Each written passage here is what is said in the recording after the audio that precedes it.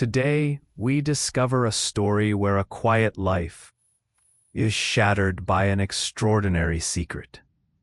Samuel Washington, a humble hospital worker, loses his beloved wife Lorraine, only to find she's left behind not just memories, but a hidden fortune meant to change the world. Shock turns to courage as Samuel faces elite families, social prejudice, and the pressures surrounding his son's high-stakes wedding.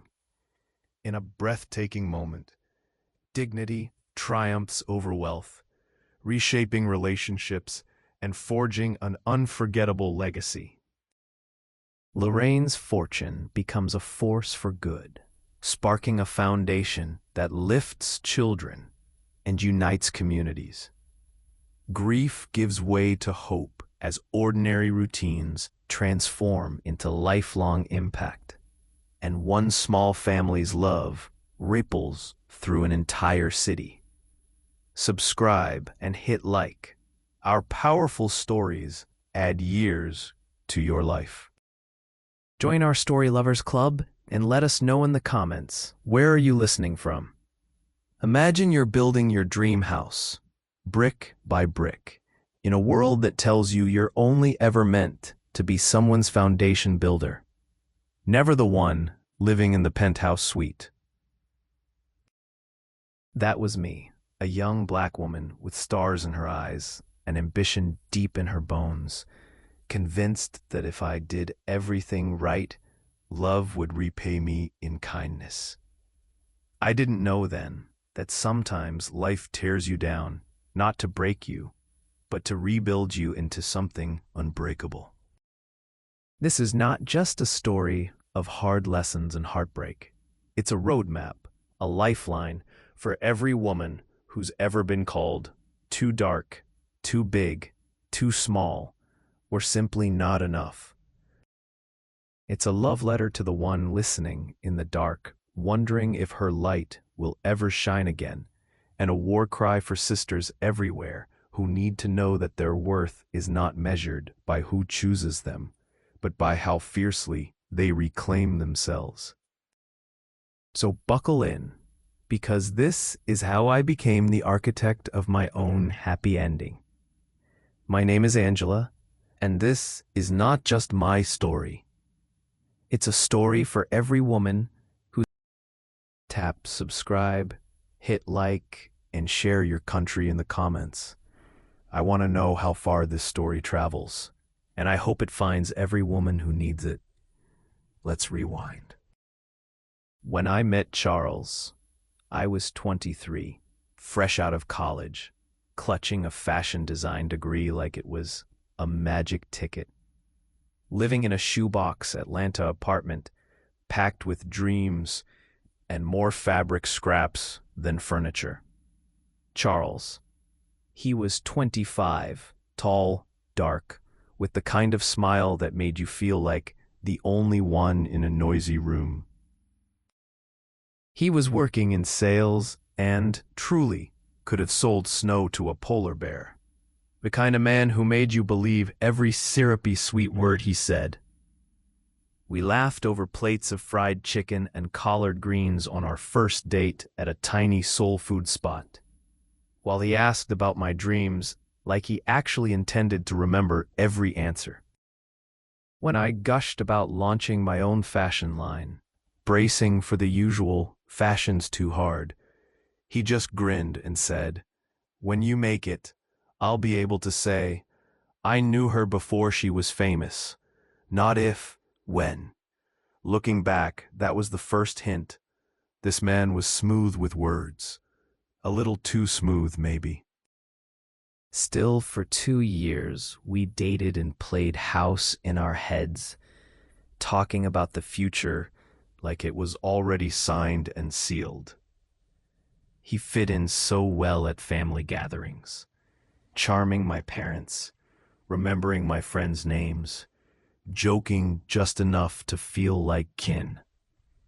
He was the man everyone hoped would stay. "We'll have beautiful babies," he'd say during soft, secret moments, tracing circles on my skin, as if our life together was destiny. We'd spin stories about the kids who'd have his smile and my wit. 2 boys and a girl, a house with a worn porch, scented with Sunday dinners and laughter. I could practically touch that life. Our babies tumbling in the grass, Charles hollering advice from the sidelines while I taught our daughter to sew. It was so real, I thought maybe I was manifesting it into existence. But the gap between fantasy and reality is sometimes a canyon, waiting for one wrong footstep. That day, I saw 2 pink lines on the pregnancy test. My heart leaped and plummeted in the same breath. Fear mingled with hope. Maybe this was our beginning, the real one. I spent 3 days obsessing over how to tell Charles, picturing every reveal. Should I wrap the test, surprise him with dinner, just blurt it out? In the end, I kept it simple. One night, cuddled on my worn couch, I looked him in the eyes and said, "Charles, I'm pregnant." The sitcom on TV kept laughing, but the air went dead. He looked at me like I'd told him the apartment was on fire, like pregnancy was a plot twist he hadn't signed up for. "Are you sure?" he finally croaked. "Yes, 3 different tests." He nodded, but instead of joy or even fear, his answer was flat. "Well, I guess we'll figure it out." Those words echoed in the space between us. Not "I'm so happy," not "we're in this together," just an uncertain measured "we'll figure it out." Looking back, I can almost hear the warning bells, red flags the size of blankets, waving right in my face. But love makes you a magician of excuses. Maybe he was shocked. Maybe he needed time. Maybe. But when you build your dreams around someone, even their silence can be explained away by hope. The days after that conversation stretched endlessly. He was there, but less so, like a shadow of himself, polite but absent, making small talk, as if careful not to upset a fragile truce. Our old rhythm was gone. Goodbye kisses felt perfunctory, hollow. It was as if he was slipping through my fingers, and I was too scared to tighten my grip. I thought telling our families would make it real for him, solidify our togetherness. I invited my parents for dinner. "Nothing's wrong, Mama. Just come Saturday, please." I cooked all day, making every comfort food I could think of, arranged the small table like it was our first Christmas. Charles helped, but his eyes wandered, his mind clearly somewhere far away. "You okay, baby?" I asked, arranging forks side by side. "I'm fine, just thinking." When my parents arrived, the apartment hummed with awkward energy. My dad hugged Charles like a son, and my mother complimented the food. Normal for a while. But then, the moment I'd rehearsed, "Charles and I have something to tell you," I said, hands shaking under the table as I reached for his. "We're having a baby." The silence was immediate, heavy, expectant. Mama's face twisted through a slideshow of feelings. Daddy's went blank and cold. "Pregnant?" he said, as if challenging the word to a duel. "Yes, sir." "And you're getting married when?" Charles stared into his lap. "We haven't talked about that yet," I said. Daddy's fork hit his plate like a gavel. "Haven't talked about it yet." "Oi," he said to Charles. "You got something to say?" Charles stammered something about processing, and I sat there, feeling the 2 most important men in my life decide my future, in a language thick with disappointment. My father unleashed a storm. "Processing? My daughter is carrying your child. That child deserves a name, a home. You need to decide if you're going to be a man about this or not. Charles mumbled his intention to step up, but sounded like he was reciting lines at a play he hadn't auditioned for. When's the wedding? Daddy pressed. Charles's silence was deafening. My daughter ain't having no baby out of wedlock. Not under my roof. My mother wrung her hands, her eyes darting between us. The room vibrated with shame and fear and pressure. I tried to broker peace, but Daddy wouldn't stop. You can bring me a man proud to marry you, or you can pack your things and find somewhere else to live. I won't support unwed mothers. It landed like a slap. I wanted to protest, plead my case, show them that their love for me shouldn't hinge on Charles's decisions.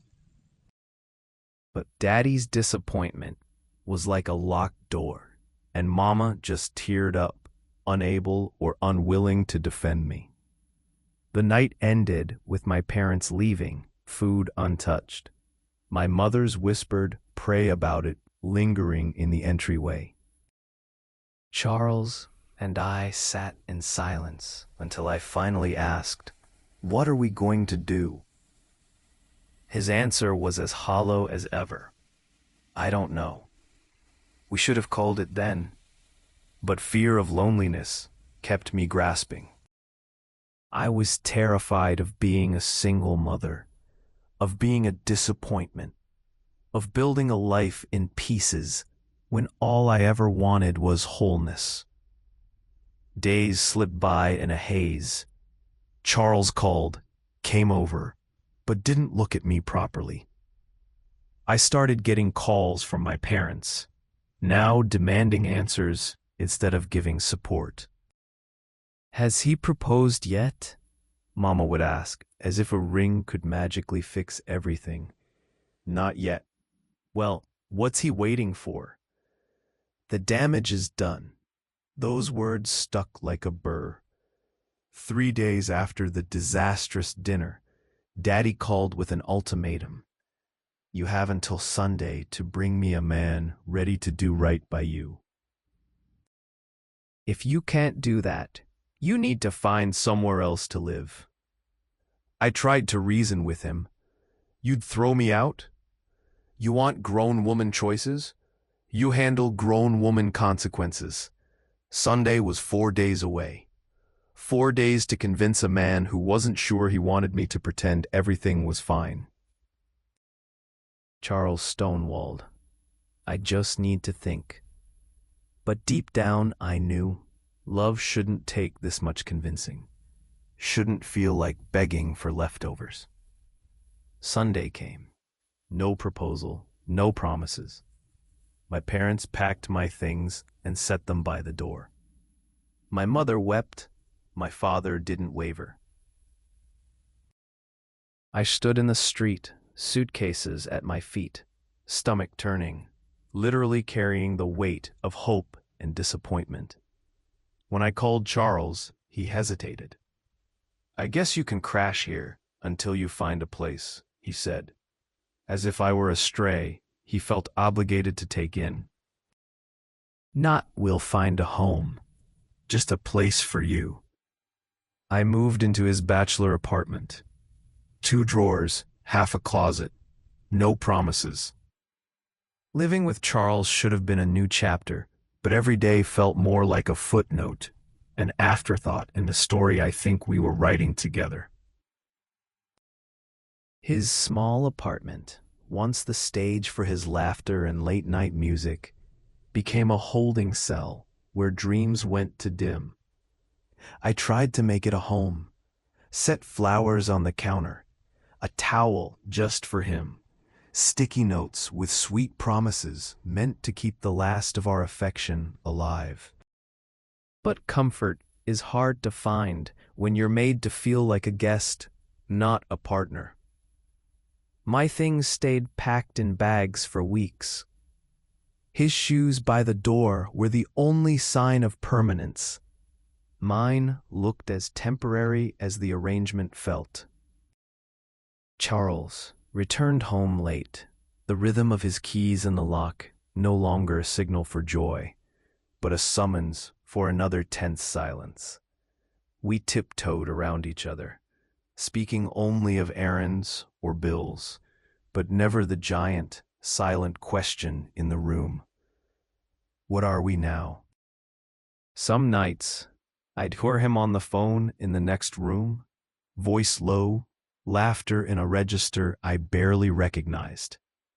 I wanted to ask him if he still loved me, or if he ever really did. But every time the words reached my lips, I swallowed them back, ashamed of how desperate I was for reassurance. My body changed as the baby grew. My world contracted to the four walls of the apartment and the echo of conversations I'd never had the courage to start. There were moments, brief, fragile, when Charles would reach out and touch my belly, a hesitant smile on his lips, wonder flickering in his eyes. But just as quickly as those moments came, they passed into shadows, replaced by uncomfortable silences or rushed exits. Sometimes I would stand in the bathroom, hand on the sink, and stare at myself in the mirror, eyes dull, cheeks pale, dreams draining away. I'd tell myself to be strong, to wait it out, that things would get better. But the cracks were widening every day, and soon the dam would burst. One early afternoon, I came home from a doctor's appointment, clutching the first picture of our baby, tiny, blurry, but so full of promise, it hurt to breathe. I wanted to show Charles, to let him be the first to see what we'd made together. I found him at the kitchen counter, scrolling aimlessly through his phone, mind adrift. "Look," I said, offering the ultrasound like a peace treaty.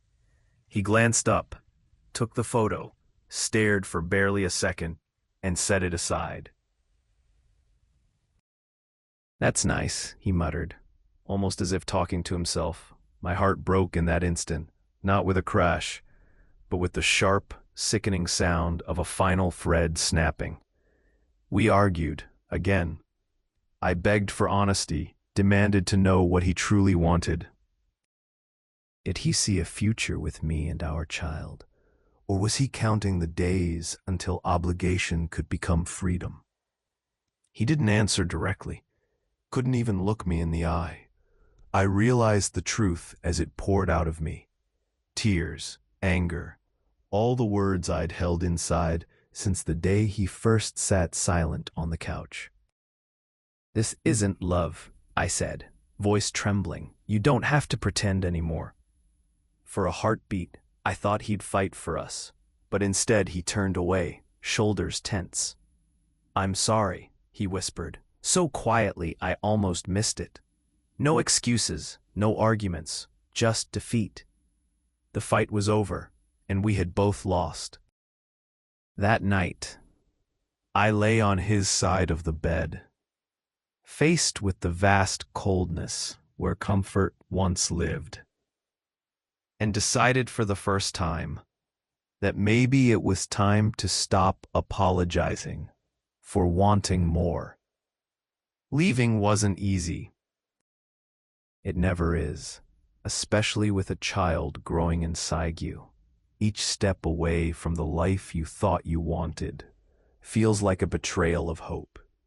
I packed slowly, folding dreams alongside outfits, tucking away old love notes and faded photographs into a single battered suitcase. Charles didn't stop me. He didn't help either. His silence was the answer I needed, a confirmation that he was as relieved as I was heartbroken. I moved in with my friend Tamika, someone who loved me without condition, without keeping score. The first night she made us tea, drew a blanket over my legs, and let me cry. No judgment, just the comfort of friendship that refused to let shame take root. "Girl, you got this," she said, Your life ain't over, it's just shifting gears.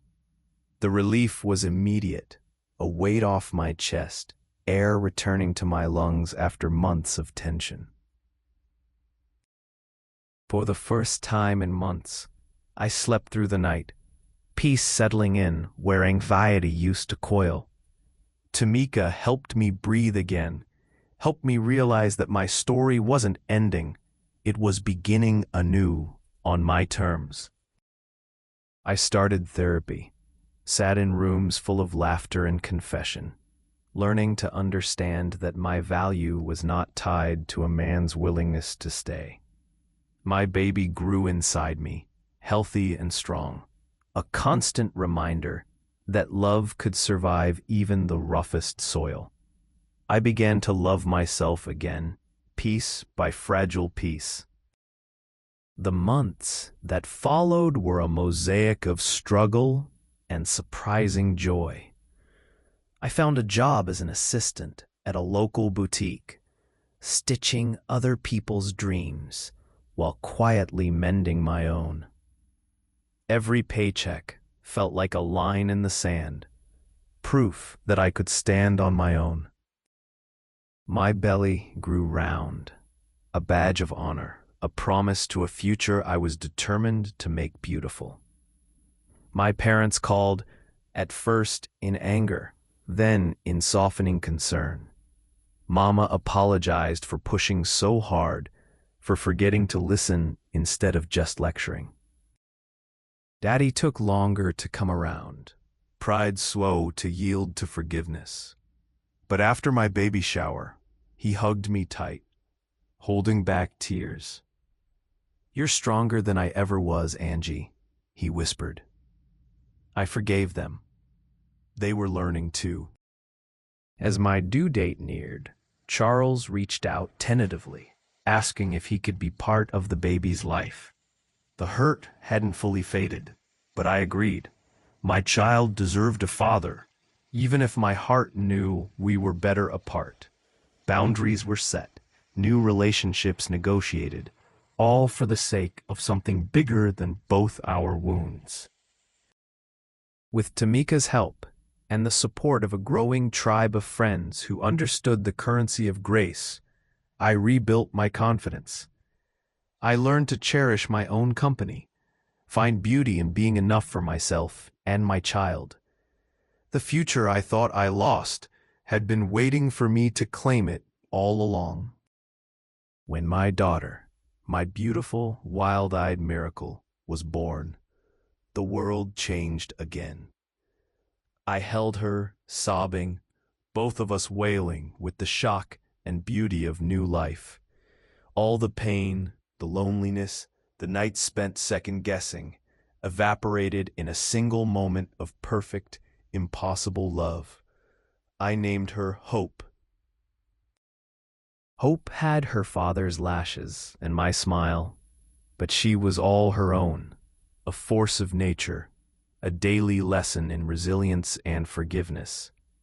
Charles visited, slow at first, then more steady, learning how to be the father he'd failed to be the partner. We found our rhythm as co-parents, awkward, sometimes messy, always for her.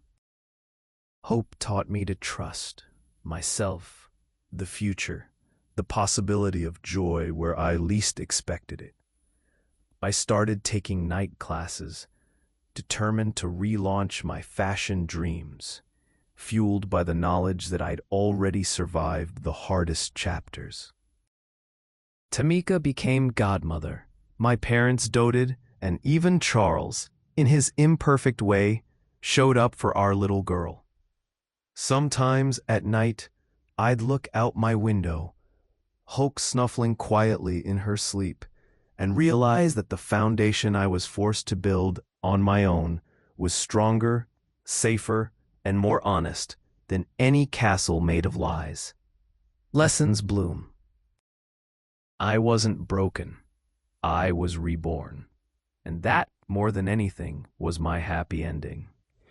With Hope nestled safely in my arms, I began to understand just how many silent witnesses there were to my journey.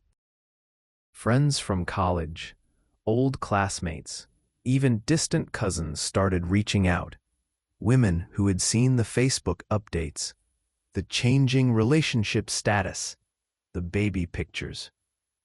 Some simply sent congratulations, but others brought their own confessions, similar heartbreaks, hard choices, the sting of familial shame. What surprised me most was how sharing my struggle had ignited a kind of quiet courage among women I barely knew. One messaged at midnight to say she'd finally left a boyfriend who thought love meant keeping score. Another confessed that, for the first time, she saw her own worth reflected in someone else's story, and dared to hope that maybe, just maybe, she didn't have to settle for less. These stories came in ripples, some gentle, some tidal, but all with the same message. Sometimes what breaks you, if you let it, becomes the thing that sets someone else free. I was learning, too, that letting go is never just a one-time decision. Healing is not a straight road. It zigs and zags, circling back before moving forward.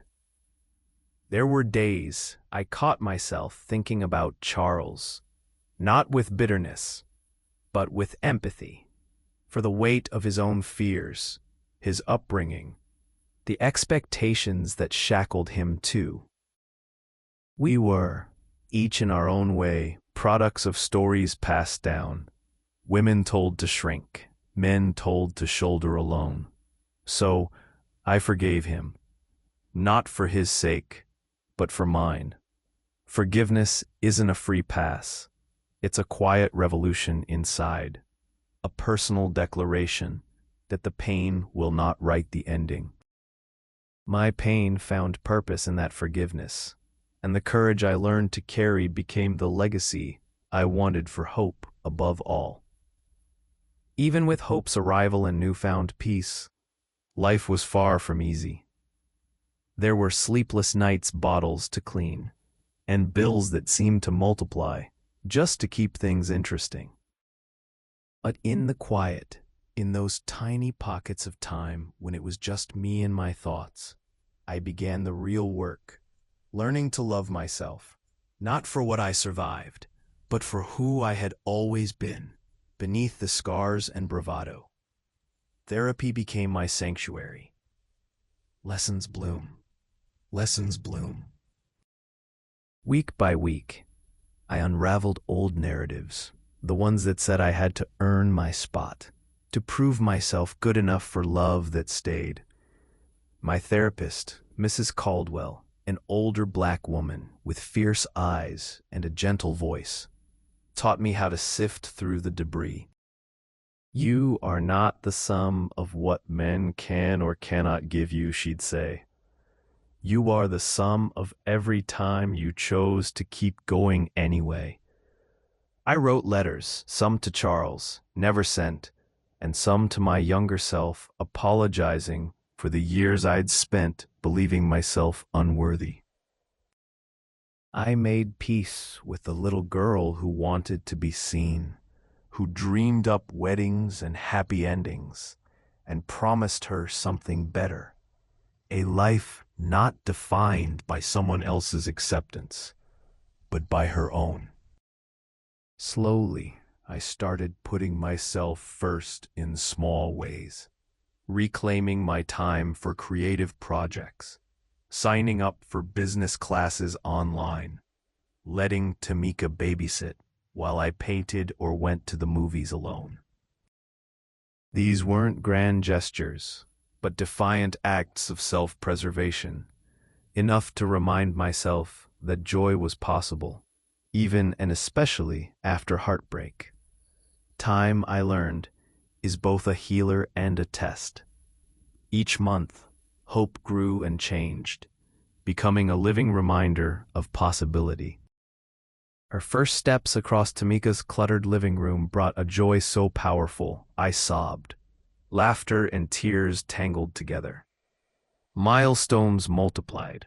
The first giggle, the first word, the first time she clung to my neck as if I was her whole world. As hope flourished, I found myself mediating new boundaries with Charles. Co-parenting was rarely easy.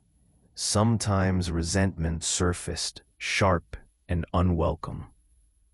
But we kept the promises made to Hope, learning to set aside our issues for her sake. It wasn't perfect. Sometimes it wasn't even good, but it was necessary.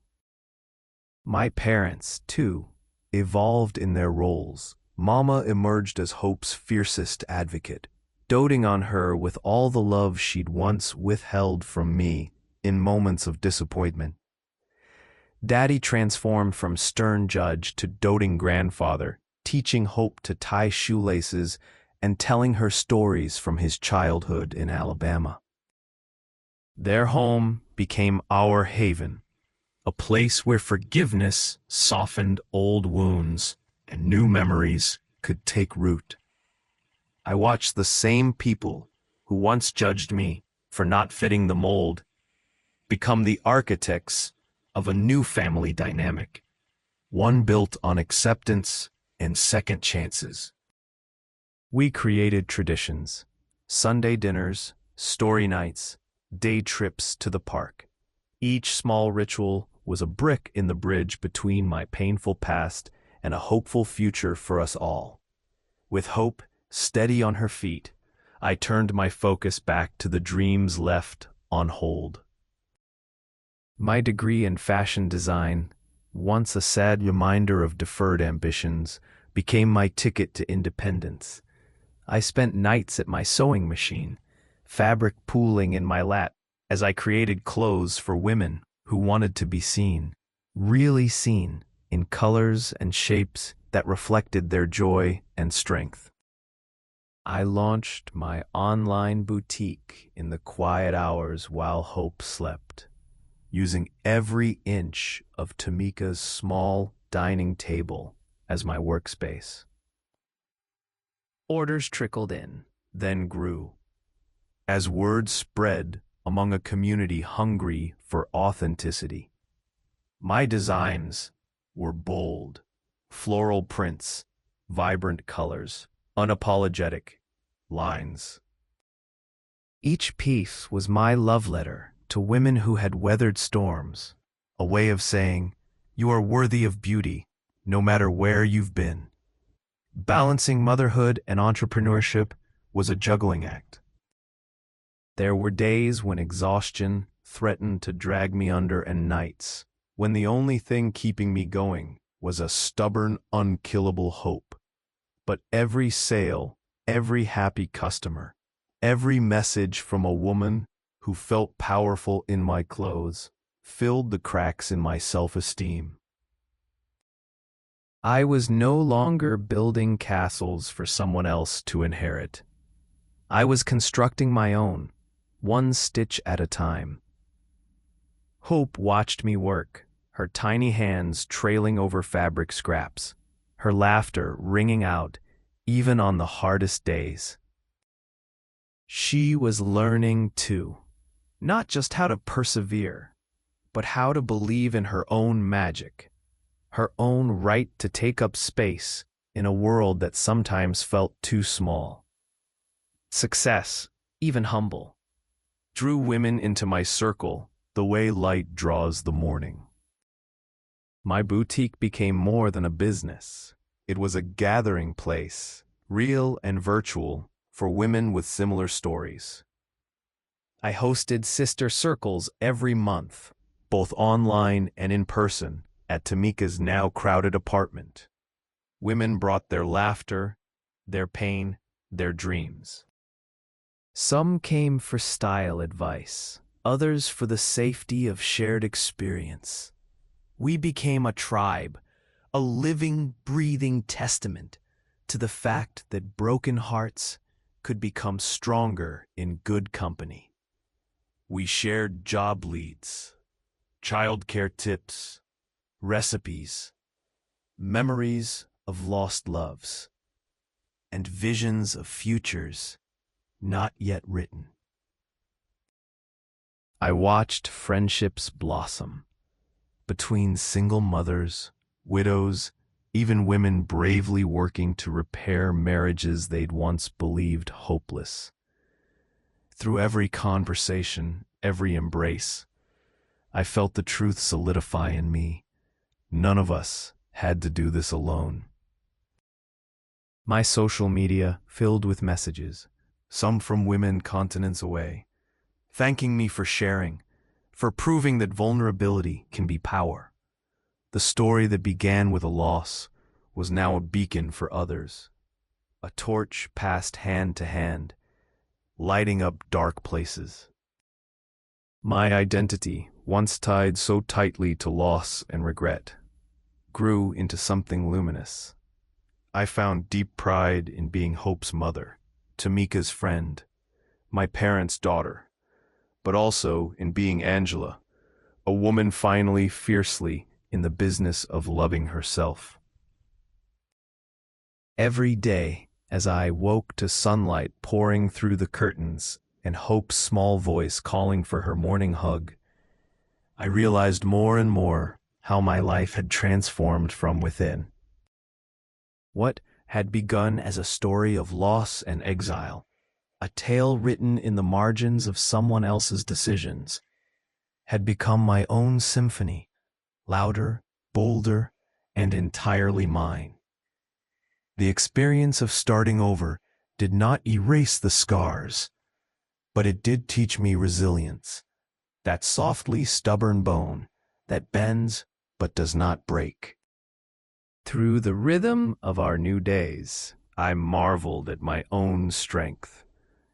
Simple acts, walking Hope to preschool, negotiating new contracts for my boutique, building a routine out of the chaos, became victories. Lessons bloom. Each morning, I set intentions for myself and my daughter, whispering softly while she brushed her teeth. You can do hard things. You can love yourself, even when the world doesn't understand you. These words were for her, but sometimes I needed them even more than she did. Hope blossomed in this garden of second chances. She was unworried by our makeshift beginnings, the thrifted furniture, mismatched towels, hand-me-down toys. To her, home was wherever we were together. She grew into a child of endless questions and unfiltered joy, her confidence transparent and her trust in the world intact. She reminded me, on the hardest afternoons, that joy truly can return to ground once scorched by disappointment. And I, in becoming her mother and my own guardian, was reconstructing a foundation deeper than the legacy of heartbreak. The life I was building from my family was not just about survival, it was about thriving, about laughter that filled the rooms of our small apartment, and about the certainty that we were worthy of love exactly as we were. It was inevitable. Life has a way of bringing unfinished business back to your door. One rainy October afternoon, Charles turned up unannounced, nerves tight behind an attempted smile. He was dressed in his best, clearly wanting to make an impression, and held a box of toys that seemed too bright for such a gray sky. He stood on the threshold, awkward and hesitant, asking if he could talk. I hesitated, heart pounding, not out of longing, but out of old memories surging up. Still, I let him in. We sat across from each other, Hope playing at our feet, oblivious to the gravity of the scene. Charles started slowly. He apologized, not the shallow, hurried kind he'd offered before, but an honest, trembling apology. He spoke of his own fear, of how he'd grown since those days, of therapy he'd started, of wanting to be a better father, I listened, not with the naive hope of old, but with the clear-sighted compassion of someone who had learned forgiveness for herself first. I thanked him, acknowledging the difficulty of his growth, but stated gently that the time for us had passed. Our relationship was not a story to be resumed, but one to be respected for what it had taught us both. Hope, curious and bright, welcomed his attempts at fatherhood and perpetual lessons. She decorated his shoes with stickers, giggled at his silly voices, and drew him pictures of our little family as she saw it. Imperfect, but still precious. I watched their bond grow, sometimes aching for what could have been, but always grateful he was stepping up, this time for her. The old wounds didn't disappear, but they became smoother, less tender to the touch. Through Charles's genuine efforts, I saw that healing doesn't always lead to restoration, but it does open doors, ones that allow light in where darkness used to dwell. There's a particular kind of peace that finds you only after the storm, when the debris has settled, and you stand, blinking, in the sunlight of a new beginning. It took years, not months, but I found that peace. Friends would sometimes marvel at my optimism, as if they couldn't quite understand how someone so battered by disappointment could still believe in warmth and joy. I told them the secret isn't denying pain, but embracing it, letting it be a teacher instead of a jailer. I celebrated milestones, both big and small. Hope's first day of school, my boutique's 3rd anniversary, the first holiday spent in a home that belonged to us. I threw dinner parties for my friends, inviting women who had helped save me, or whom I had guided to safe ground in their own storms. Laughter became our favorite soundtrack.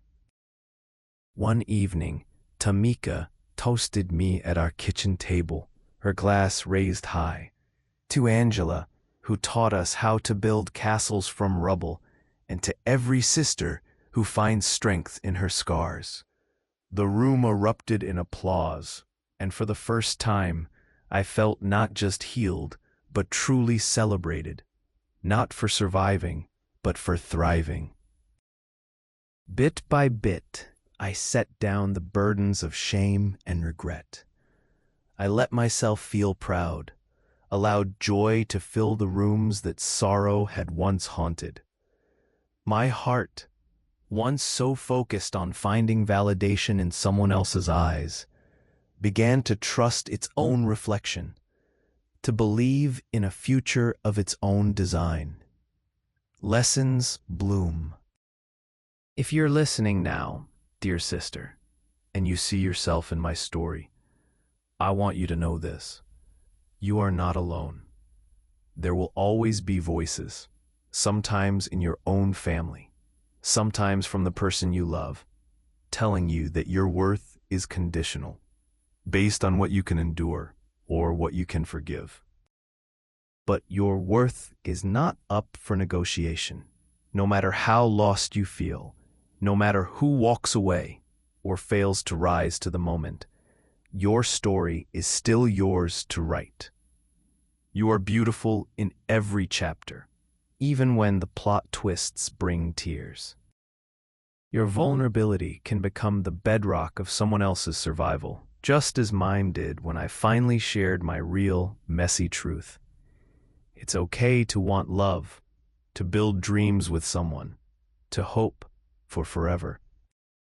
But if those dreams fall through, if love asks you to shrink or hide the brightest parts of yourself, do not be afraid to begin again.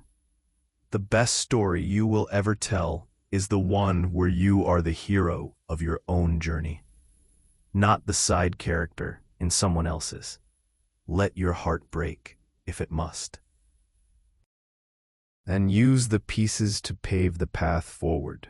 When you do, you will find a sisterhood waiting for you, arms open, ready to testify that endings are just disguised beginnings. Some nights, after hope is asleep and the world finally grows quiet, I look at the life we've built from the splinters of what was almost lost. I light a candle in the window, a symbol for every woman searching for home within herself. This story is not unique, but that's exactly why it matters. I pass this torch to you, in the hope that you will carry it into the darkness for someone else. Stand tall in your struggles, honor your own voice, and trust that every hard-won lesson is another brick in the sanctuary you're building.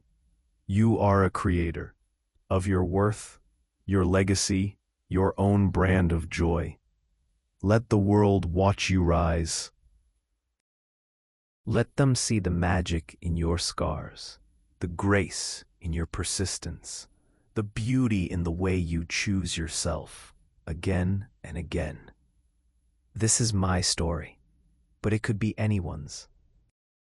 And as I tuck hope into bed each night, whispering promises of adventure and belonging, I know the greatest message I'll ever give her is this: you are enough, as you are, where you are, with or without anyone's approval. May your story shine just as brightly. The future is yours to claim.